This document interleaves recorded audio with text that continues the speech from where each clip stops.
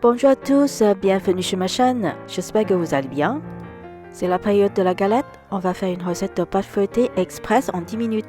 C'est vraiment très simple à faire par rapport à la pâte feuilletée traditionnelle, c'est aussi une belle pâte bien feuilletée. Dans cette vidéo, je vous dirai l'astuce et les points importants de cette recette. Je vous montrerai en plus le montage d'une galette sèche. C'est parti pour la réalisation.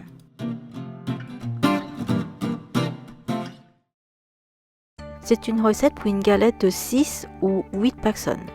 Pour cette recette, on a besoin de farine, du beurre en petits cubes, de l'eau froide et du sel. Tout d'abord, il faut mettre le beurre en petits cubes dans le congélateur pendant 20 minutes, puis dissoudre bien du sel dans l'eau froide.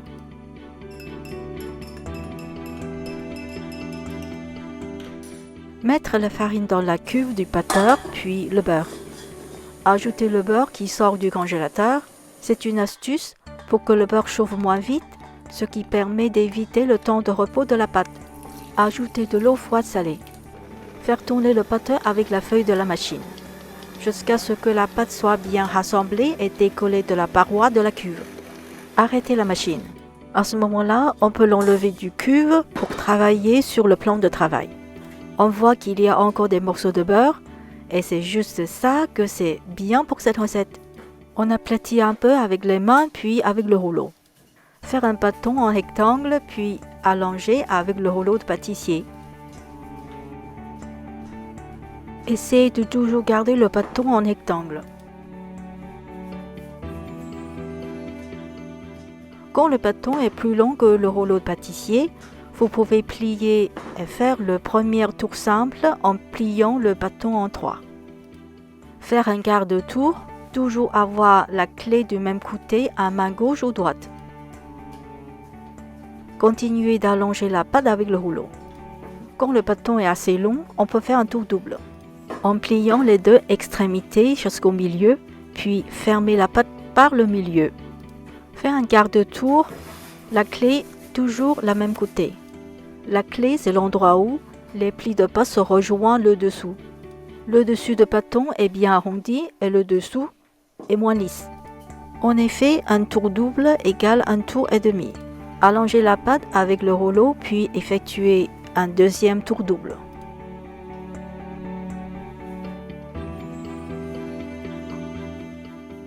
Faire encore un quart de tour. Maintenant, la pâte est bien lisse.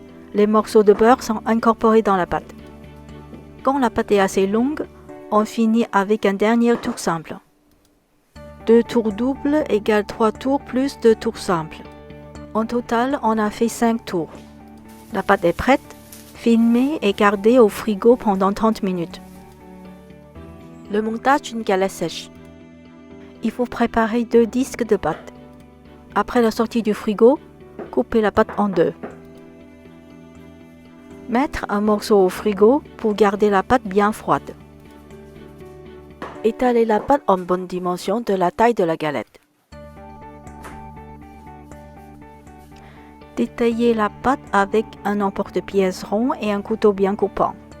Disposer sur une plaque pour aller au four avec une papier de cuisson. Garder au frais, puis recommencer avec l'autre morceau. Une fois fini de détailler le deuxième disque, sortir le premier disque pour commencer le montage. Étaler de l'eau froide avec un pinceau sur la surface de la pâte. Puis, posez une fève à 1 cm du bord sur le disque. Ensuite, fermez avec l'autre disque. Bien appuyer tout autour du bord. Mettre la dorure sur la surface de la pâte. Mettre une première couche de dorure, puis laisser reposer pendant 10 ou 15 minutes au frais. Puis, mettre une deuxième couche de dorure. Et faites des motifs sur la galette avec un couteau pointu. Et faites quelques pics avec le couteau sur la galette avant d'aller au four. Enfournez à 180 degrés pendant 35 minutes. En sortant du four, vous pouvez mettre un sirop sur la galette pour qu'elle brille encore plus. Vous pouvez préparer le sirop pendant la cuisson de la galette. Utilisez 100 g de sucre et 100 g d'eau dans une casserole. Faire bouillir puis laisser refroidir. Vous pouvez déguster la galette sèche avec de la crème de marron, du Nutella ou d'autres garnitures que vous voulez, ou bien tout simplement avec une boisson chaude. Merci d'avoir regardé, à la prochaine.